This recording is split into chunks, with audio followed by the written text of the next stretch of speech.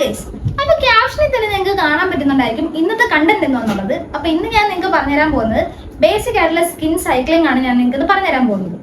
അപ്പൊ skin cycling എന്ന് പറയുമ്പോൾ തന്നെ നിങ്ങളുടെ മനസ്സിലോട്ട് വരുന്ന കുറെ ക്രിയേറ്റേഴ്സ് ഇൻഫ്ലുവൻസേഴ്സ് ഒക്കെ പറഞ്ഞ് ഒരു 4 റുട്ടീൻ ആയിരിക്കും നിങ്ങൾക്ക് വരുന്നത്. ഫസ്റ്റത്തെ എന്ന് പറഞ്ഞാൽ എക്സ്ഫോളിയേഷൻ, രണ്ടാമത് റെക്റ്റിനോയിഡ്, 2 ദിവസത്തെ റിപ്പയറിംഗ്. അതായിരിക്കും നിങ്ങളുടെ മനസ്സിലോട്ട് വരുന്നത്. പക്ഷെ നിങ്ങളൊരു ബിഗിനർ ആണെന്നുണ്ടെങ്കിൽ നിങ്ങൾ ഇതൊന്നും ചെയ്യേണ്ട ആവശ്യമില്ല. ഞാൻ പറയുന്ന പോലെ നിങ്ങൾ ചെയ്താൽ മതി. അപ്പൊ നിങ്ങൾ ഇതിനെല്ലാത്തിനും സെപ്പറേറ്റ് എല്ലാ പ്രൊഡക്റ്റും വാങ്ങിച്ച് പൈസ ഒന്നും കളയേണ്ട ആവശ്യമില്ല. നിങ്ങളിപ്പോൾ ചെയ്യേണ്ട കാര്യം എന്ന് പറഞ്ഞാൽ നിങ്ങളുടെ ഏതൊക്കെ പ്രൊഡക്റ്റ് ഉണ്ടോ നിങ്ങൾ ഒരു ലിസ്റ്റ് എടുക്കുക. അതെല്ലാം കൂടെ നിങ്ങൾ ChatGPTയിലോട്ട് ഇട്ടിട്ട് നിങ്ങൾക്ക് എത്ര ദിവസത്തെ റുട്ടീനാണോ, ഞാനിപ്പോൾ ചെയ്യുന്നതെന്ന് പറഞ്ഞാൽ 7 ഡേ റുട്ടീനാണ് ഞാൻ ചെയ്യുന്നതെന്ന് പറഞ്ഞാൽ ഒരു വീക്കിൽ ആ ഒരു വീക്ക് ചെയ്ത് അടുത്ത വീക്കോട്ട് പിന്നെ കണ്ടിന്യൂഷൻ ചെയ്യാന്നുള്ള രീതിക്കാണ് ഞാനൊരു 7 ഡേ റുട്ടീൻ എടുത്തേക്കുന്നത്. നിങ്ങൾക്ക് എത്ര ദിവസത്തെ റുട്ടീനാണോ വേണ്ടത് അത് നിങ്ങൾ നോക്കിയിട്ട് നിങ്ങൾ ChatGPT ചോദിച്ചാൽ ഒരു പെർഫെക്റ്റ് റുട്ടീൻ ChatGPT തരും. അത് നിങ്ങൾ അങ്ങോട്ട് കണ്ടിന്യൂ ചെയ്ത് ആദ്യമേ പോകുക.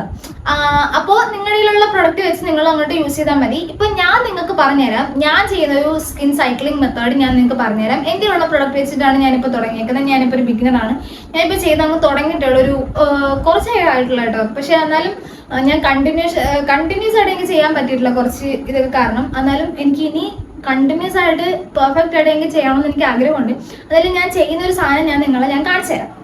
അപ്പൊ എൻ്റെ ഉള്ള പ്രൊഡക്ട്സ് ഒക്കെ വെച്ചിട്ട് ഞാൻ ഒരു 7 ഡേ റുട്ടീൻ ഞാൻ ചെയ്തിട്ടുണ്ടെന്ന് പറഞ്ഞല്ലോ. അപ്പൊ ഫസ്റ്റ് എക്സ്ഫോളിയേഷൻ ചെയ്യാനുള്ള എക്സ്ഫോളിയേഷൻ എന്ന് പറയുമ്പോൾ തന്നെ അതിനകത്ത് AHA BHA അതൊക്കെ ആഡ് ചെയ്യാൻ പറ്റും. അപ്പൊ അതിനുള്ള സാലിസിലിക് ആസിഡിന്റെ ഒരു സെറം എൻ്റെ ഉണ്ട്, ഫേസ് സ്കാനറുടെ. അപ്പൊ ഇതാണ് ഞാൻ യൂസ് ചെയ്യുന്ന സെറം എന്ന് പറഞ്ഞാൽ ഫേസ് സ്കാനറുടെ സാലിസിലിക് ആസിഡ് സെറമാണ് ഞാൻ യൂസ് ചെയ്യുന്നത്. സെക്കൻഡ് ഡേ എന്ന് പറയുമ്പോഴേക്കും ഞാൻ ഫേസ് പാക്ക് ആണ് ഇടുന്നത്. അപ്പൊ ഫേസ് പാക്ക് ഇന്നത് വേണമെന്നൊന്നുമില്ല. പക്ഷെ നിങ്ങൾ ശ്രദ്ധിക്കേണ്ട ഒരു കാര്യം എന്ന് പറഞ്ഞാൽ ഇപ്പൊ പല കണ്ടന്റ് ക്രിയേറ്റേഴ്സ് ആണെങ്കിലും ഇൻഫ്ലുവൻസേഴ്സ് ആണെങ്കിലും നിങ്ങൾക്ക് പറഞ്ഞു തരും എല്ലാ ദിവസവും ഫേസ് പാക്ക് ഇടാം. പക്ഷെ നിങ്ങൾ എല്ലാ ദിവസവും ഫേസ് പാക്ക് ഇടരുത് കേസ്. എന്താണെന്ന് വെച്ചാൽ നിങ്ങളുടെ സ്കിൻ ബാരിയർ ഒക്കെ ഡാമേജ് ആകാനും നിങ്ങൾ ഓയിൽ കുറെ പ്രൊഡ്യൂസ് ചെയ്യാനൊക്കെ ഭയങ്കര പ്രശ്നമാണത്.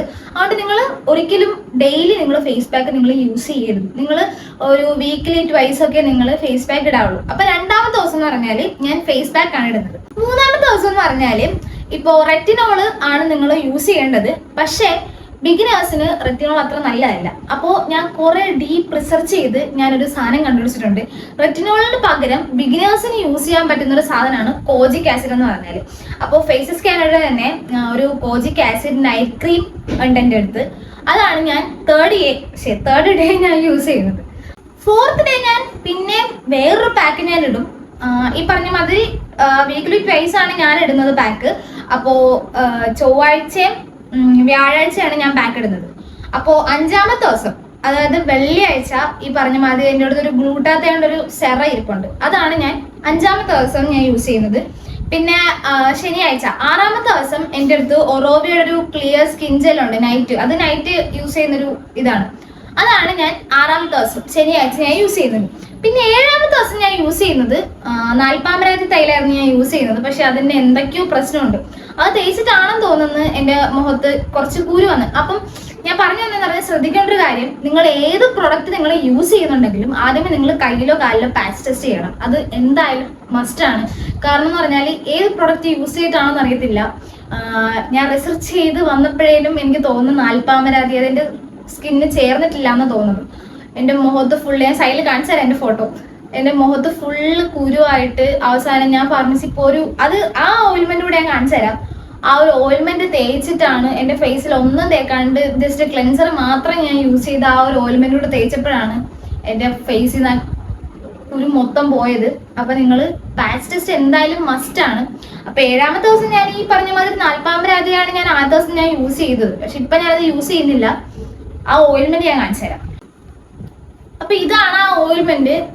ഇത് ഓൺലൈനിലൊക്കെ കിട്ടുമോന്ന് എനിക്ക് അറിയത്തില്ല. ഞാൻ എന്തായാലും ഓഫ്ലൈനായിട്ട് അടുത്തൊരു മെഡിക്കൽ ഷോപ്പിൽ നിന്നാണ് ഞാനിത് വാങ്ങിച്ചത്.